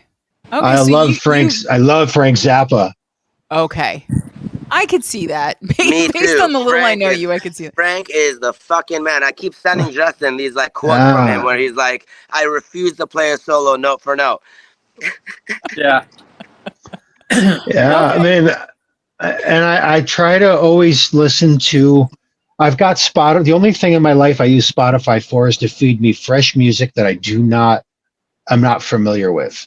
Okay. And I've got it trained to feed me exactly that. It's within whatever they feed me is within my wheelhouse, but I haven't heard it. And I think I just don't want to listen to the same stuff over and over for 15, 20 years. I think that's Sure. part of my self mission is to always just digest a constant stream of consciousness of new influences. Okay. That I don't have to K-hole into a band and listen to, I only listen to Anthrax. Right. I'm still listening to Anthrax. I mean, do you find, because I think it's always the perception for any generation that the current music is shit and there's nothing good, but it sounds like you're not having trouble finding. I won't do that.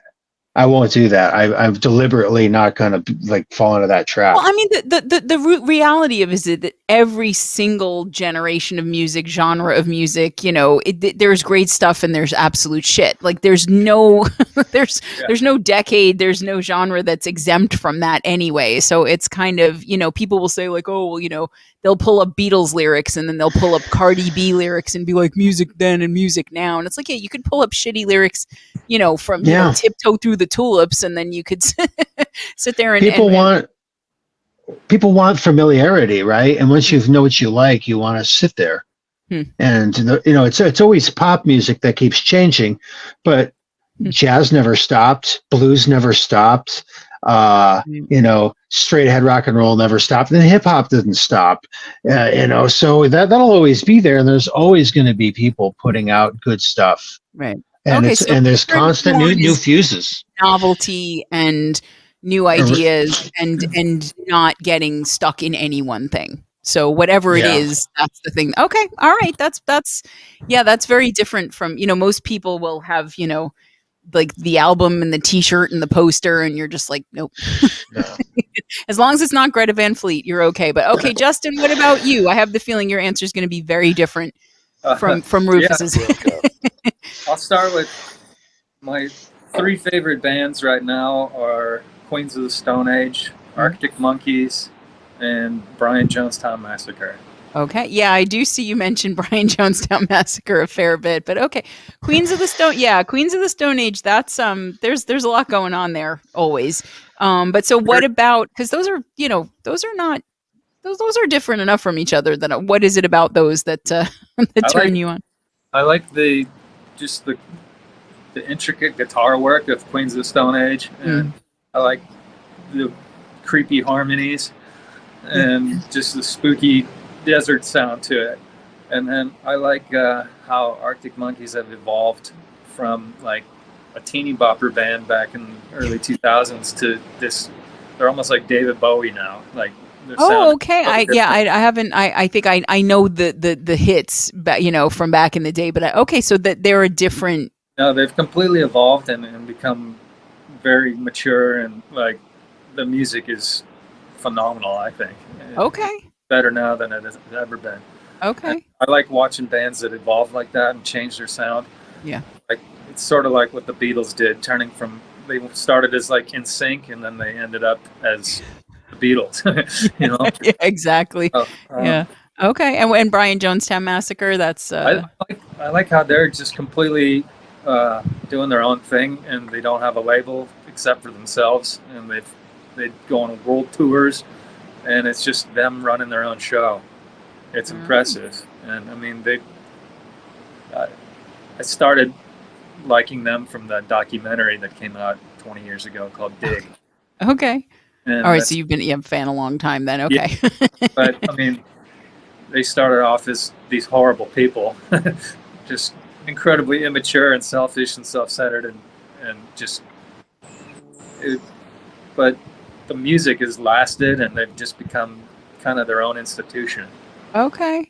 See, it's cool because the bands, or what you do and don't like, each of you, is really reflective of kind of a personality philosophy, right? Because Nima likes all the stuff that is constantly, it is its thing, but it changes all the time. And Justin's gone, and Nima, you like shit that does not stay static.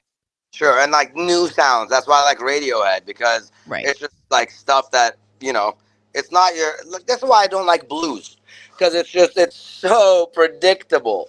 I see. You don't. I guess that's, you can say this. Predictability. I hear you. Predictability is disappointing to me in music. Okay, well, and that makes sense too, because you said that the new sounds from Fish were what lit up your brain in the first place. Totally, and then exactly. Rufus is a fan of just the new and the not particularly popular, and the not pablum. And then Justin likes the stuff that is saying something, and also, can be more than one thing at a time. So that really is pretty much what you guys are bringing to Pronghorn. So, all right. So, but listen, before I let you guys go, we do like to end every episode with a little segment that we call In the Vox Seat. Yes. So I have asked every single musician that I have interviewed on this show the same 5 questions. One of them people tend to hate, And the last question has become a whole thing. And we'll talk about that when we get there. But let's start with the first one. So for each of you, if you each had to describe Pronghorn's music in 5 words or less, what would you say? Why don't we start with the lyricist? What do you think, Justin? Ooh, Rufus is taking an exam. Look at this. Holy shit. With a little pretty pencil and everything. Okay. All right. What do you think, Justin? 5 words or less.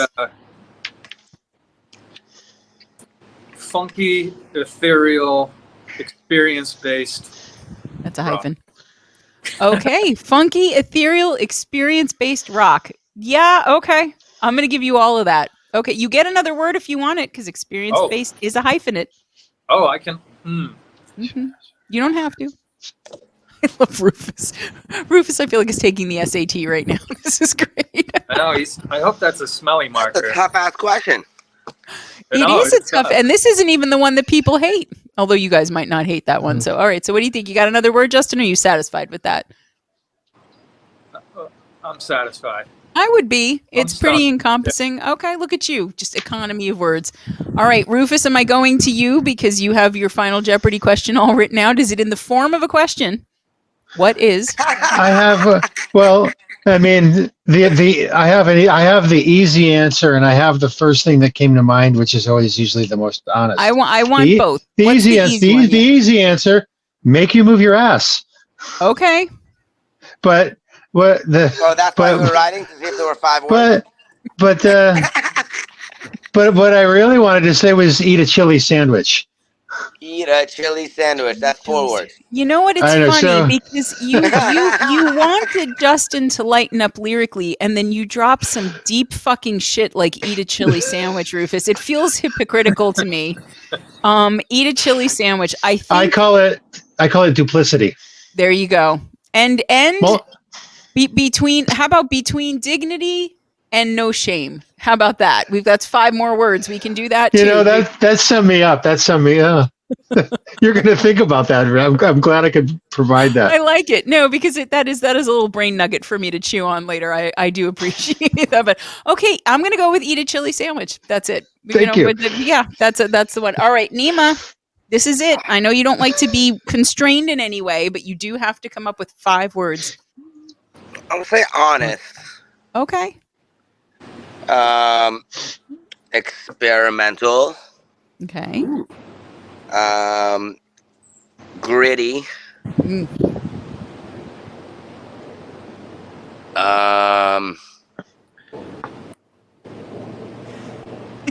That's all I got. Okay. No, Nima coming in clutch. I like that's all I got. We'll hyphenate that one too. Got. Okay, you know, it doesn't have quite the gravitas of the chili sandwich, but I will accept it. No, but you know, and one of the things that I love about asking that question is that it's always cool for me to watch the members of the band, when there's more than one, hear the way that each other describes the music. And Justin, your face when Nima especially was giving his was like, oh, you know? Yeah, so I was like, I love that because, you know, you're in a band and you don't necessarily talk about shit like that, right? The band just sort of becomes what it is and it keeps becoming what it is. And so to actually have to sit down and codify that in some way is an unusual thing. But that's my payoff, is because I'm always interested to hear it. But your things like your reaction always make me happy with that question, Justin. So, okay. So for now, each of you, your favorite thing about being a musician. You're hanging out at bars at night, being part of the band. Okay, rock star. Yeah. Well, you know what? That actually fits with little 5-year-old you. Just, you know, because you were in the milieu of the rock world, even though your parents seem to be a little more square in that way. And you know, and now you're doing it. Now you have what you wanted. You're a rock star, even though it's not rock, but you know what I mean. Okay, so getting to hang out in bars and be in a band. All right, who's taking it next? Justin, Nima? My favorite thing is just how these guys bring my songs to life. And it starts as an idea, like me just driving around humming something in my head. And then a couple months later, it's something we're completely rocking on a stage. I love that's that. very cool. No, that's awesome. Okay. All right. Great answer. Nima. What's the question? He doesn't listen to the Good lyrics, answer. people. He Good does not. That's answer. it. Yeah, that's it. That's your answer now. It is. What is your favorite thing about being a musician? Being not able to listening. express myself. Okay. All right. Now, and you mean, yeah.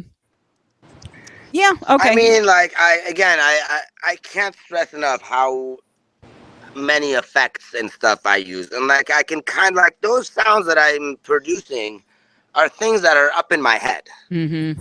So being able to get that weird, crazy fucking shit out Yeah. is pretty good. It's like, it's cleansing, if you would. You know, No, it's like, I 100 because when I interviewed Anger Overdose, Ambrose, their lead guitarist, said, not being able to make the things in your head sound as good out of your head. so being That's able to do that would absolutely be a favorite thing. I think that's the only that's thing that, what else is there here? Why are we doing this? right. Right. Well, not everybody has things in their head that are as difficult to get out, Nima. Oh, man. Some people just have twinkle twinkle up here. You gotta keep that in I'm mind. not, I mean, I guess I'm jealous, maybe, but that's got to be weird, too. You know? Yeah, I don't know that would be a headspace I'd want to inhabit either. Right? But Twinkle, okay, so twinkle but all then, day. so then since I've already revealed it, then the next question is for each of you your Delusional. least favorite thing about being a musician. Carrying my effect pedals to the damn show, setting up, and packing it and taking it home. I totally fair. Usually it's the drummer that says that, but I will take that. Okay, so load in, load out, setup, breakdown. All right, Worse. Justin, I least favorite spent, thing. I spent about 2.5 hours in traffic just going to rehearsal on Sunday nights because we live far away from each other. So Okay, it's the logistics kind of suck, but it's worth it to make the project happen. okay, all right. So we have two logistical answers then, basically. All right, Rufus, is it not having a girl named Greta when you get there? Ooh. There's no negative to being a musician. Okay. Fair point. Not everyone has to have an answer. Literally nothing. There's no negative. There's no negative. Okay. Yeah, even my negative is time alone in the car to find inner peace. Well, I will double down on mine and say how much I despise the load in and load out. There you go. So Because Nima the hates next it enough battle for is both of the you. heavy- It's just like, it makes me want to literally like quit the band every time. I'm like, why am I fucking doing this? You know? Nima really doesn't like it, folks. We're not fucking around someone here. get me a roadie, please. We really need to get a roadie at this point. But what happens when you say, okay, just bring less shit? Oh. Well, Well, then we go back to this. We talked about this earlier. Then we can regress back to the old sound. Well, Yeah. you get a little, We you get can the, do. what But you if have we're to gonna go do. with the new psychedelic weird sound, I need all that shit. Yeah, we need all that stuff. You Even could though like, it's heavy you could steal and sell nuclear secrets to get a dough to buy a little box that does all those things and is easy to carry. Right. It's not as good as the original effect. So you think I don't know that there's an all-in-one effect pedal out there, bro? I bring the original for a reason. No, I think you're missing the point about acquiring and selling nuclear secrets. That's very true. I absolutely am missing that aspect of And it. now we know what the lyrics for Justin's next song are going to be. So there you have it. But Party on it. okay. So this is the one that people tend to be mad at me for if they're going to be mad at all. So for each of you, if you had to pick just one album to listen to, and Rufus is already not going to answer this one, I'm sure, for the rest of your life, what album would you choose and why? Can we go 2 albums? No, I said one, motherfucker. It's one. One album. That's it. You get one, just one. I know it's hard. The White Album. The White Album. Okay, tell me why. It's the White Album. Are you kidding me? Well, I know that, Like, but what do but you know what though? Given everything else that you've said about your musical preferences, I might not have expected that one. The Beatles are the best fucking songwriters of all time. They almost ruin songs in general, and that's just like, it's a ridiculous album. That's just, I mean, but I got a couple more immediately right behind, but I won't give them because you don't want them. Well, we're gonna give you that as your answer, but I'm curious. Tell me what the other ones you were considering are. Kid A by Radiohead. Okay. And then Songs in the Key of Life would be the other one by Stevie Wonder. Okay. Another just like, you can't fuck with a great song. This That's one, it. songs are just ridiculous. Yeah. Okay. I'm not mad at any of those. Okay, but going for just one, we're going with the White Album. Okay. Very cool. Yeah. All right, Justin. I'll pick AM by Arctic Monkeys. Okay. I love every And song on that album. you love every song. Okay. And that's it. All right. That's it. What about Rufus? Well, no, I mean, like, that's the Oh. reason. It's just he loves every song on the Yes. album. That's the reason. All right. Rufus, do you even have an answer for me? Well, so if I only get to listen to one album for the longest, until the, you know, for all through Purgatory and Damnation, I'm going to say that there's an album I've never listened to before by a band I've never heard of, called That's called The Bull. insanity. It's called The Bull of Heaven, and and at the time it was the longest running album, like longest recorded length, right, ever. So with that, I would have to choose it because I would, one, A, get brand new music, and B, it's long enough that I would have a lot of fresh things to listen to, so I wouldn't get tired of it as quickly. And like any, you know, you can have a favorite band and then they release an album. I remember in the 90s listening to Widespread Panic and like Space Wrangler era, early Widespread Panic. And I remember when Bombs and Butterflies came out, I was like, I wanted to write them a letter about how much I felt that new album was such a terrible departure. But now, decades later, I now group it with Space Wrangler as the good early shit. Oh, that's interesting. So, Okay. do you ever have a band release an album and at first you're like, what the fuck are they doing? Yes. But it grows on you. Like, oh, those were the glory days. Yeah, absolutely. Yeah. So I would choose that an album I haven't heard by a band I've never heard because it's so long. If I had to listen to it for eternity, I missed it. What was it? What's the band? It's called The Bull of Heaven. That's all you need to look up. The Bull of Heaven. That's the band name and the title? Apparently, Clayton Counts and Neil Keener are the two musicians. Wow. As Bull of Heaven. Okay. Is that BULL or BOWL? It's like a bull eats smoke. Is it like yeah, it's a male cow. Bull of Heaven. Oh, a Bull of Heaven, not a bull. I got it. No, Bowl of Heaven sounds like a bad Panera tagline or something. So Bowl of Heaven is at least a little more. Okay. So put it this way: it's on YouTube in 3 parts, and part 3 alone is 11 hours long. Holy fuck! Okay, well. So if I'm on a desert island, man, I've got all the music to listen to. It's all fresh, and just like any new album, is it on Spotify? Just like any new album, I will get to learn to love it. Is it on Spotify? You know, say. I just looked at Rufus is their manager now, so we're going to just be coming to him for all of the information about. Our next show is going to be Bull of Heaven from Heaven in its entirety. You guys better not miss our next show. That's they're going to play the album, and it is Bull of Heaven in its entirety. That's right. It is a 6-week-long gig. That's it. And then the pencil. There we go. Holy shit. Okay, subverting all expectations. We have never ever had, nor I do think will we ever again, someone choose an album they've never heard by a band they've never heard of before, but it is in complete harmony with your ethos as a human being, Rufus. So I'm okay. Bull of Heaven. I think we all have some homework to do after this, but I do have one more question for you. I'm a little afraid to ask it at this point, given the but this is the one that, now give me a second here. I have to calm the audience that is watching this now, because Freaky Things is apoplectic about the fact that he likes you guys and does not want you to fuck up this answer. And Dom from Jamsteak is, waiting to hear if someone will finally agree with him again. But this is the question. Rufus, I'm really terrified of what you're going to say. I really am. That means he's done his job. Good job, Rufus. Rufus. Well done, He's brother. broken Once me. again, He's you have broken me. provided. He's broken me. But all right, here it is. Okay, your toilet paper. When you put it on the holder, if you do, does it come from over the top? Does it come from under the bottom? And why? Justin, I'm going to start with you. wet wipes. Are you fucking kidding me? Why would I not use wet wipes? Nima, Who doesn't use wet wipes? You are a wet wiper. Okay. Damn right. That shit comes out in one way. Okay. There's no backwards or nothing. But if you want to play along here, of course it's the front. Over. Nobody rules. It's the back is just not okay, right. But no, we